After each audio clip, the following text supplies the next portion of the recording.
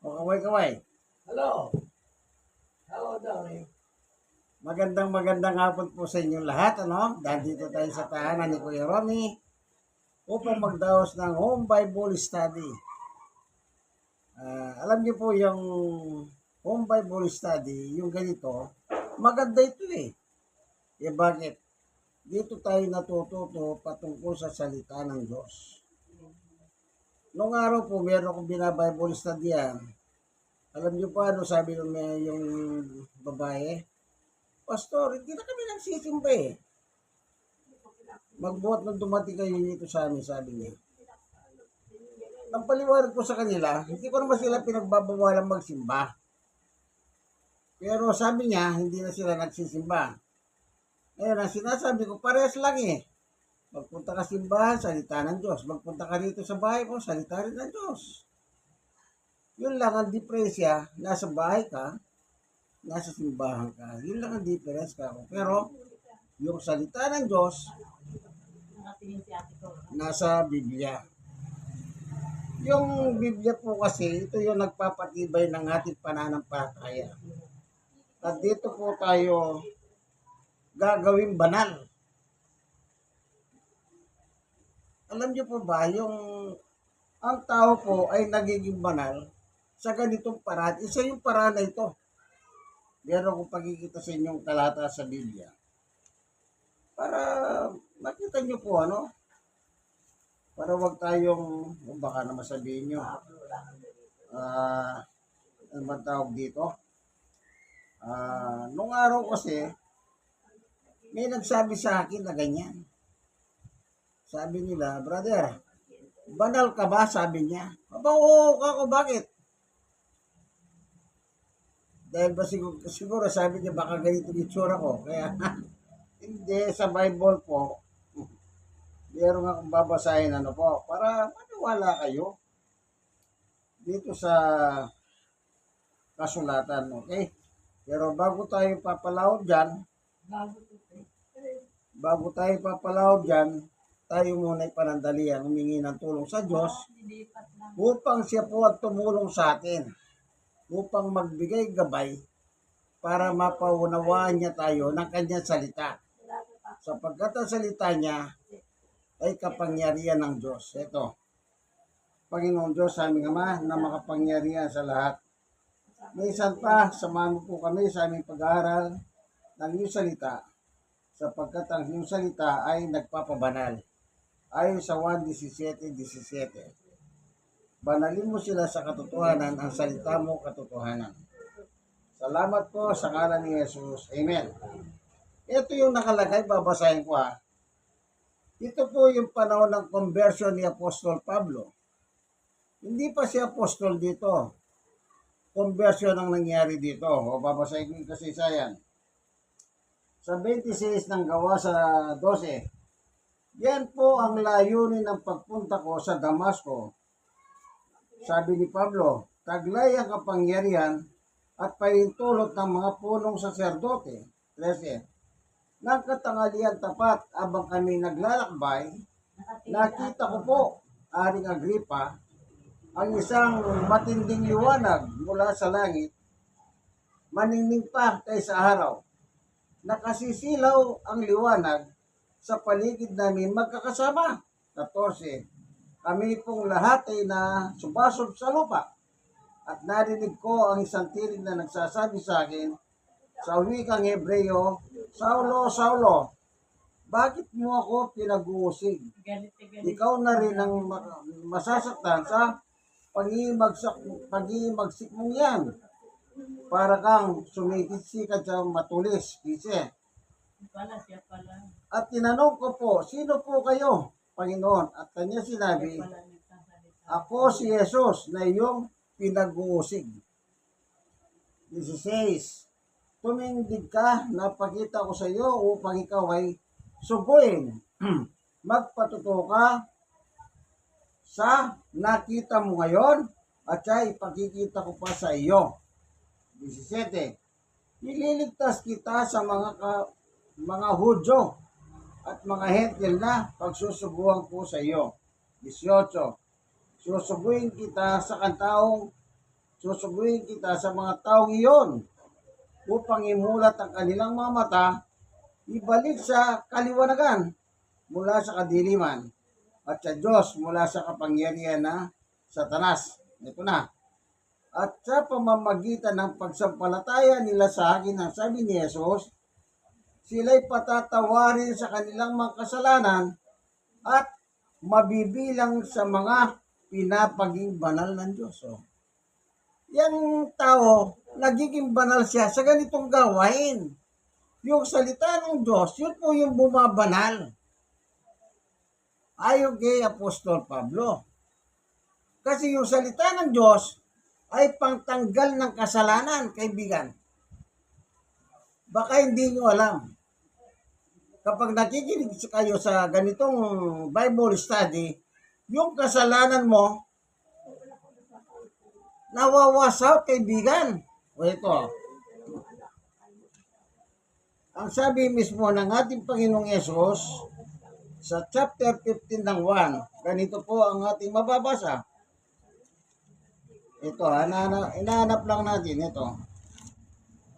Ito.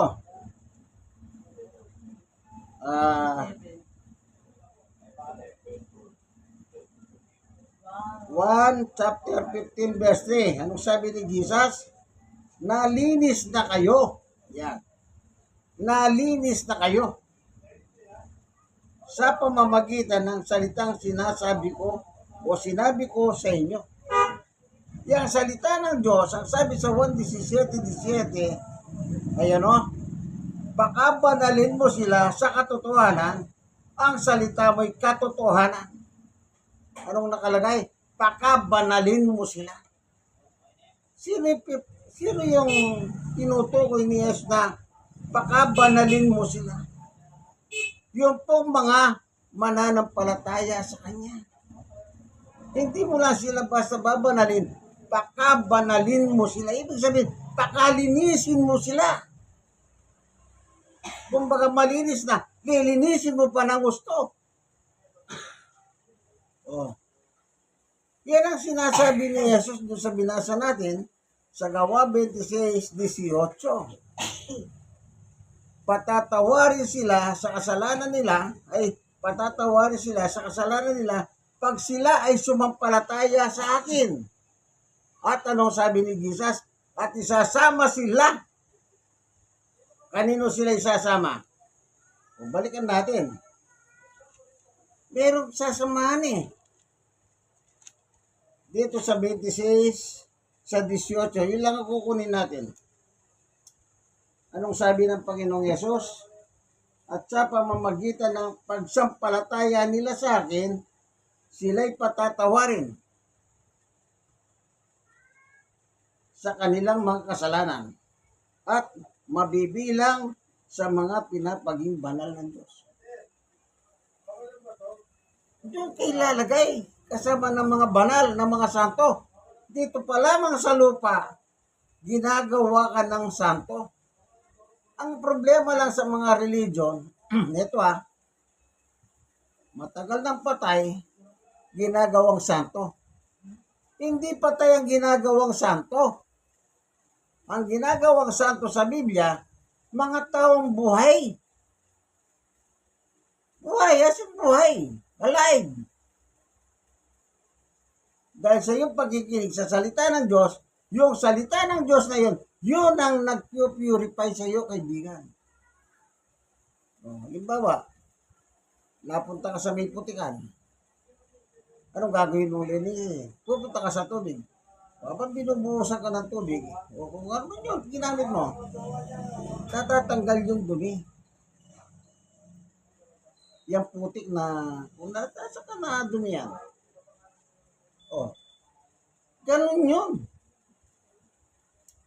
Cleansing. Purify. O, binabanal ka.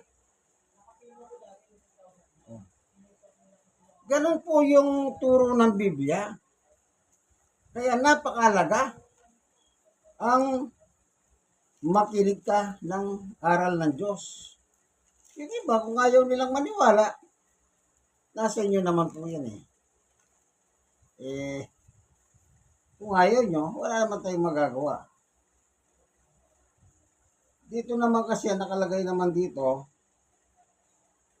sa 1433 na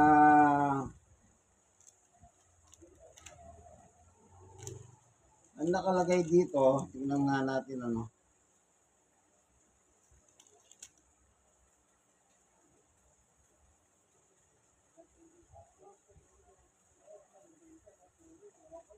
Meron kasi nakalagay dito na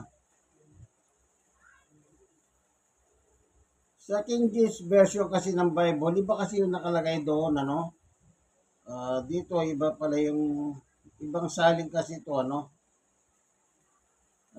Tingnan nga natin. 14.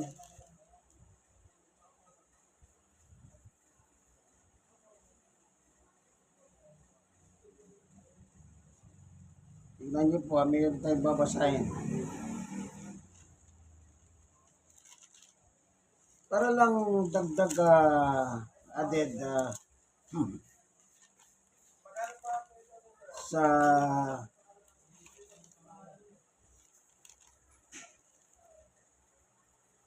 ito lang.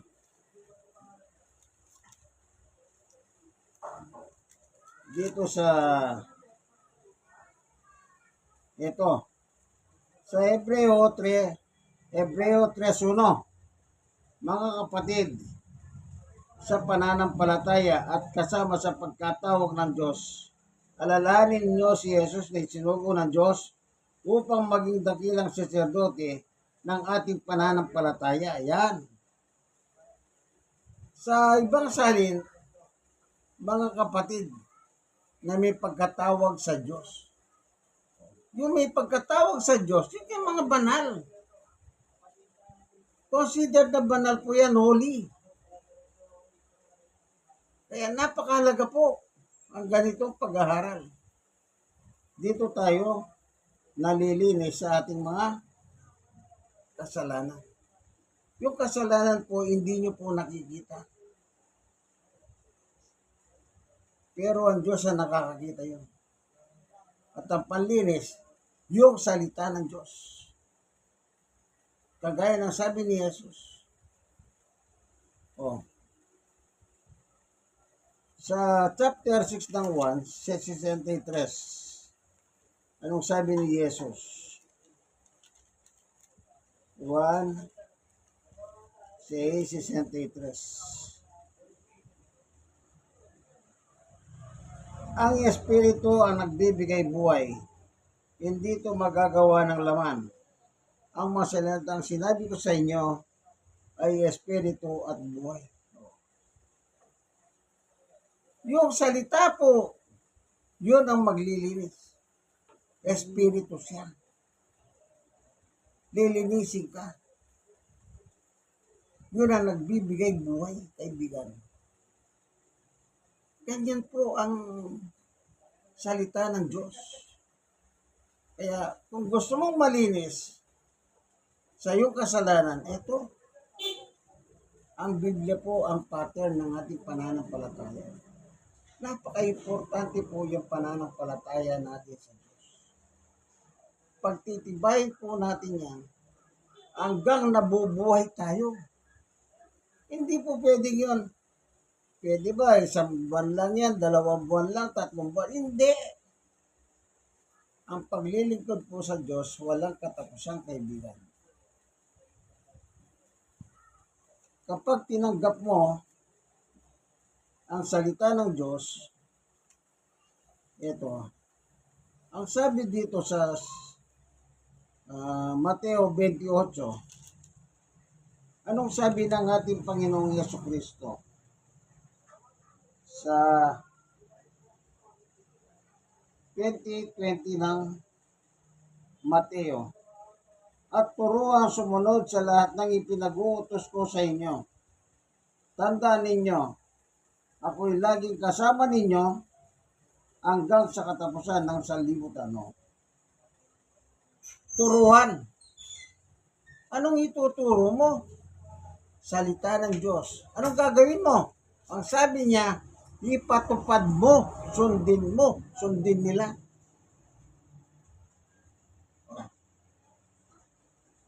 Yung narinig mo, yun ang gagawin mong pattern ng iyong buhay. Sa Mateo 4:4, ang sabi ng Panginoong Yesus ay ito,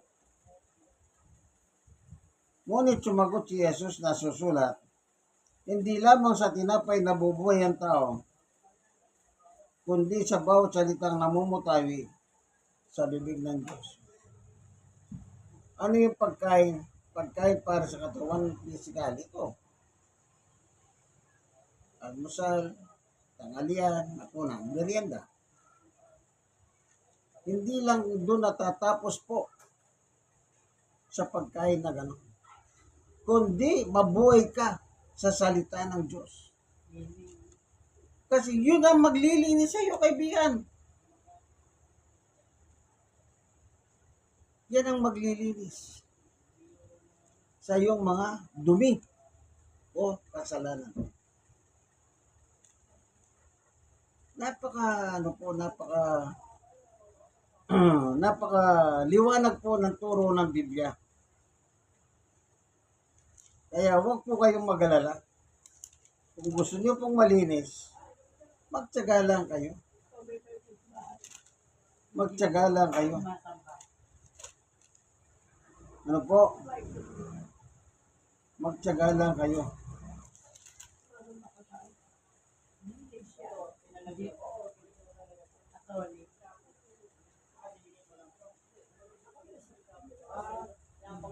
Magtiyaga lang kayo. Purihin ang Panginoon. Kaya napakalaga po ito. Kaya yung mga taong dinadalaw natin, dinadala ng salita ng Diyos at pinatutuloy yung salita ng Diyos sa kanilang buhay, ibig sabihin po, kailangan talaga nila para malinis sila. Sino bang taong hindi nagkakasala, kaibigan? Walang taong hindi nagkakasala. Kasi nandito pa tayo sa lupa. Kaya kailangan natin ng panlinis. Yung salita ng Diyos. Ito ay maglilinis sa atin. Ito ay mag-cleanse ng ating kasalanan. Ang kasalanan hindi natin nakikita. Pero ang Diyos, kita niya kung ano kasalanan mo. Kaya kailangan mo ang panlinis. Alin ang panlinis? Salita ng Diyos. Kaya nga sabi ng Panginoon, malinis na kayo. Dahil sa salitang sinabi ko sa inyo. Nalinis na kayo. Past tense. Hindi niya sinabi, nililinis kayo. Hindi. Nalinis na kayo. Ganun po. Kumbaga sa damit. May mancha. Yung ginagamit mong sunrox, yung matapang. Tanggal. Ang mancha. Bakit? Yun ang kailangan eh. Diba yung iba naglalaba? Nagkukula pa. Nilalagyan pa ng kalamansi. Di ba ganon? Nilalagyan pa ng kalamansi. Ibinibilad pa sa haraw. Para lang malinis. O bakit? Napaka-sensitive ng tao. Bawa, nag-opisina ka, susunod mong damit, marami. Ang pupunta sa langit, yung malinis. Walang pupuntang marumi sa langit, kaibigan. Bakit? Ang Diyos ay banal. Tapos pupunta ka ron, hindi ka banal. Dito pa lamang sa lupa, magpakabanal ka na, kaibigan. Para makasampa ka sa langit. Pag hindi ka nagpakabanal, hindi mo na makikita ang langit, hindi mo pa mapupuntahan ang langit. Bigo ka, kaibigan. Kaya tinulungan tayo ng Panginoong Yesus. Ano yung sinabi niya? Ganito kayo manalangin. Ama namin, nasa langit ka, sambahin ang pangalan mo. Dumating nawa ang iyong kaharian. Sundin ang kalooban mo dito sa lupa hanggang sa langit. Yung makakapunta sa langit, yung sumusunod pa lang dito sa lupa. Ano susundin mo? Turo at aral ng ating Panginoon. Yun ang pinakakailangan. Kaya sabi ng mga ngaral, chapter 12, verse 13, isa lang ang aking masasabi. Nabasa mo na ang Biblia. Matakot ka at sundin mo ang utos ng Diyos sapagkat ito ang buong katungkulan ng tao. Meron tayong katungkulan ng mga tao. Matakot at sumunod sa utos ng Diyos. Para kapag gano'n ang ginagawa mo, kumatok man yung kamatayan sa buhay mo, kaibigan, hindi mo na kailangan yung padasal-dasal pa. Kung ano na mga seremonyas, mga alay-alay. Wala na. Dahil dito pa lang sa lupa, sumunod ka na. Dapat ang pamilya mo, nung mamatay ka, natutuwa sila. Masaya sila na ano, papunta ka ng langit. Kasi nakita nila, sumunod ka.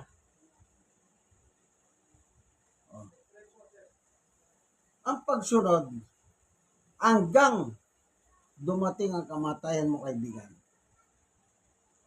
Hindi po pwedeng yung parang Bombay papatak-patak. Hindi, hanggang kamatayan ang pagsunod. Si Jesus nga sumunod hanggang kamatayan Hanggang kamatayan, Filipos chapter 2, verse 5, 6, 7, 8. Hanggang kamatayan. 10, 11.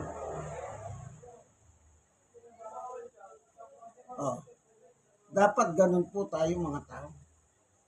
Hanggang sa kamatayan ng buhay natin. Napakahalaga po ang salita ng Diyos sa buhay natin. Kaya kung hindi kayo naniniwala sa salita ng Diyos sa Biblia, wala namang problema.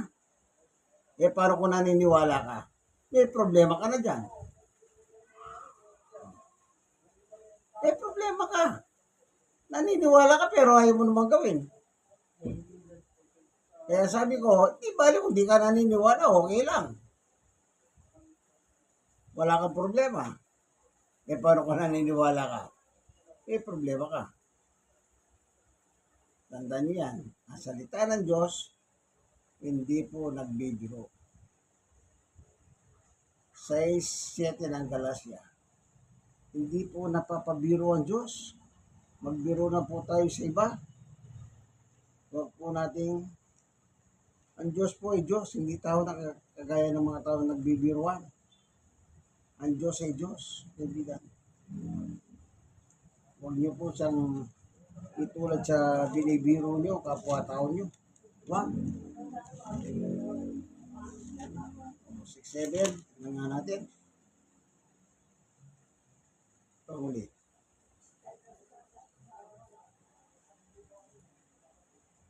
Chapter 6.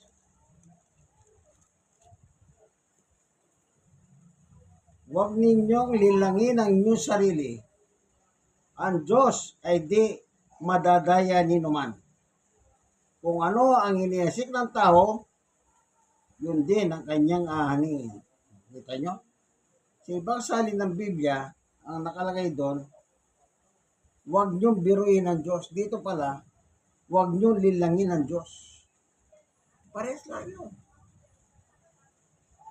Kaya dapat matakot tayo at sundin ang kanyang mga utos. Salamat Panginoon Diyos sa iyong pagtuturo sa amin. Ayon sa Biblia, napakaliwanag na meron palang banal na tao habang sila'y nabubuhay sa pamamagitan ng pakikinig ng iyong salita. Sapagkat ang iyong salita ay cleansing, pag-cleanse ng aming kasalanan. Salamat po, Panginoon Diyos, sa ngalan ni Jesus. Ito po ang inyong kaibigan kay Jesus, Brother Manny Bautista. Nandito po tayo sa Barangay 103. Sony, District 1, Tondo, Manila, sa tahanan ni Kuya Ronnie at Ate Dorcas. Dito po sa Romana Extension, Corner, Lacson Street. God bless us all. Hanggang dito na lamang po. Sana meron kayong natutunan. Kung meron kayong Bible, magbasa kayo ng iba. Baka sabihin nyo, yung binabanggit kong King James Version, pwede nyo pong gamitin yan. Kabayo.